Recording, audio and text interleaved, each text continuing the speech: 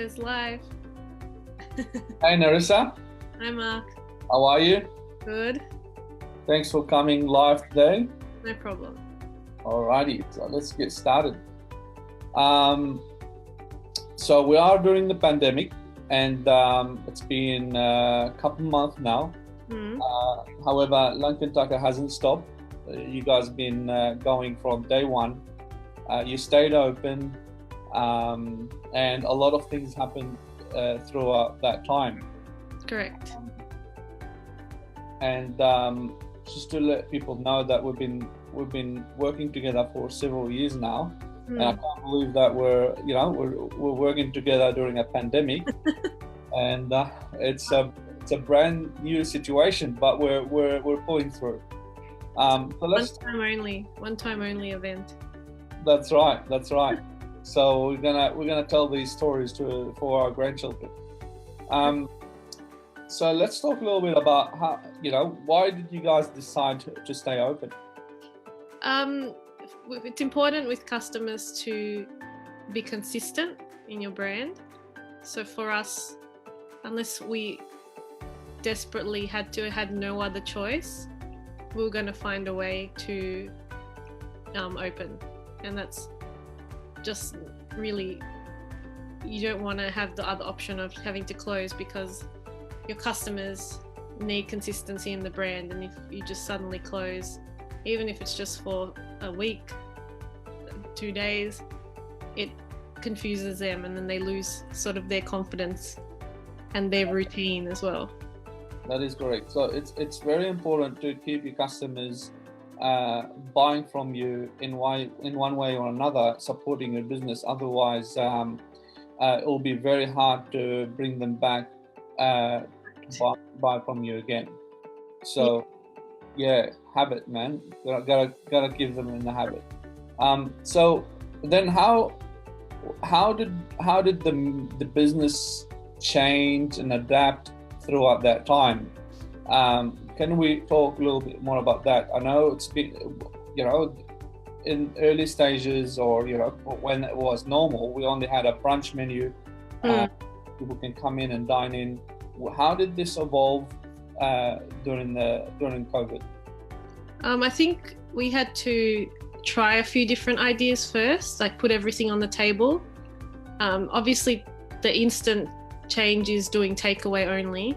So you just need to make sure your products are adaptable for takeaway, or invent new ones that are, maybe get rid of ones that aren't so takeaway friendly.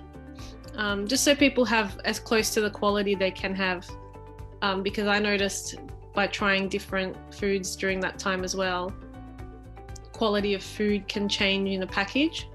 So even though people expect it, you still want to keep it as close as possible, because they're still coming for that thing that's in their mind that they want. So, so I think takeaway was the initial change, and then for us, what can we squeeze? How can our food be more than brunch, and how can we adapt it to get more out of the day or the night, and more profit, obviously, or more money, so we can stay open. That's right. So you mentioned night. You were open only for brunch, Tuesday to Sunday, and then you extended to dinner during the pandemic, and you opened up the dinner market. Is that correct? And how did that go for you? It was successful, but there's also a lot of work that's involved in, you're basically starting something completely new. Even though you have built your brand, you still have to start again from the start to promote and work with you as well, that we've worked alongside for that whole time of COVID, because your customers need to get that message, but without being confused about the branding and what else it does for them. So that's a whole separate campaign. That is correct. And then you branched out to dinner, which means hot meals. People can order and they can get it delivered or pick it up. And then you moved to another option, which is the LT at home, cold meals. Can we talk a little bit more about that? Well, we already had that line semi-developed. We were already selling cold meals, freezable meals from the cafe. So it was just about maybe tweaking that a little bit so people knew it was an at-home brand. So that was in their minds that when they saw that, you know, in the advertising, it would, I can buy, it would click straight away with them, that they could buy it straight away and keep it in the freezer. Yeah, so that one we have been successful with, but I think we've, having done it before, wasn't as hard to keep going with that because we already had it sort of halfway built. I remember from previously we had a different name for it, the Superior Food, and it made so much sense to change the name to something that's more relevant to Lankan Tucker, where people can identify it and say, yeah, that's right, I know the brand, I trust it, I want to come in and buy some. Exactly, it all tied in really well together. Yes, so that was pretty cool. So we spoke about extending your hours, we spoke about dinner menu, the cold meals. You know, it's so much going on today.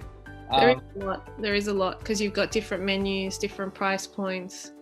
Your staff need to be educated in that as well as you go, and day by day there are minor changes always that you adapting with what your customer wants as well. And during this time we obviously have been probably a lot more adaptable to the customer because we just have to be there to have our doors open and cater for them as best we can. That is correct. And now tomorrow is Tuesday, which is your back on dine-in, accepting dine-in and walk-ins. How do you feel about that, and how did you prepare for that? We have a guideline of what we know we have to do, but without that trial and error at the start, we won't know exactly how it's going to go.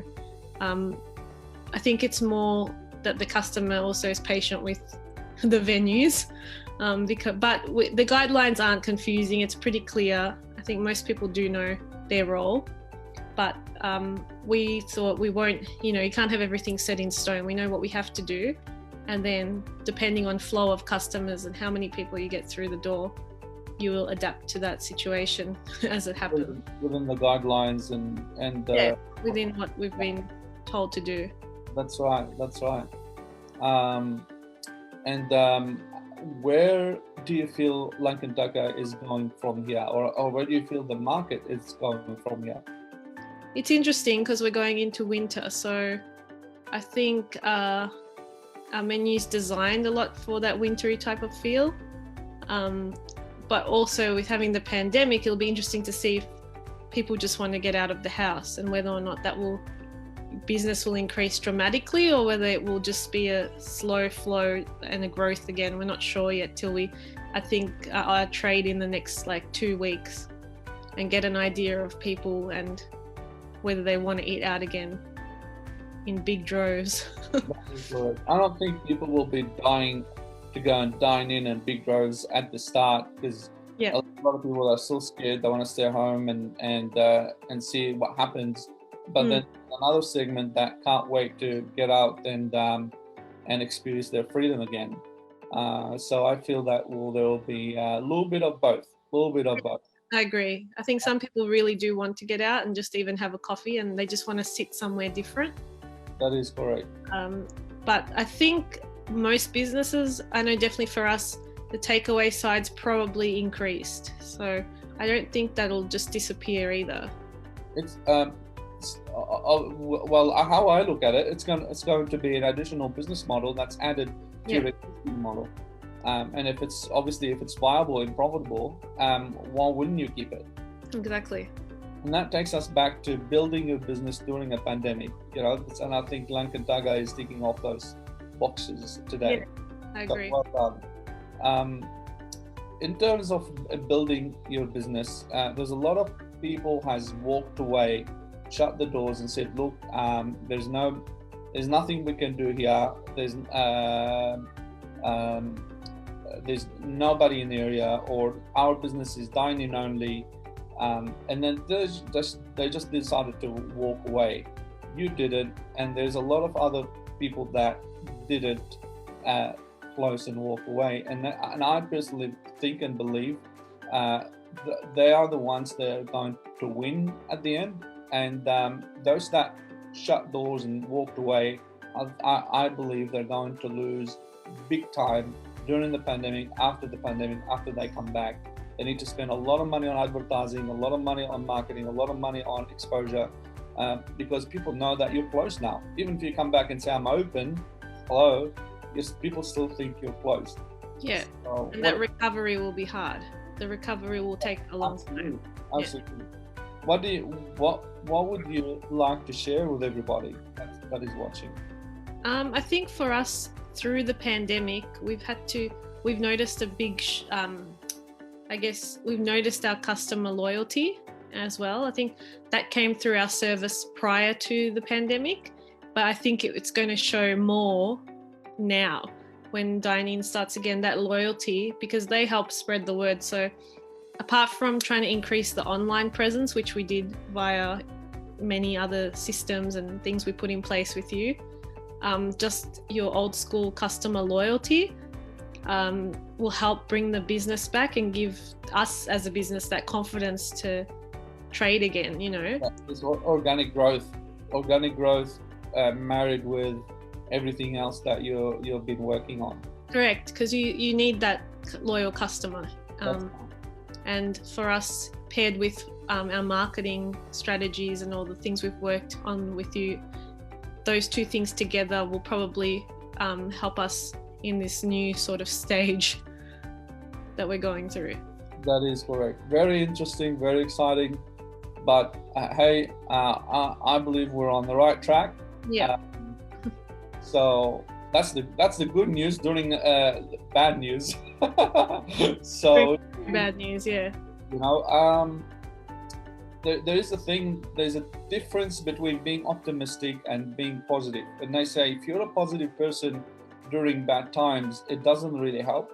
And there is a fundamental difference between being optimistic and being positive.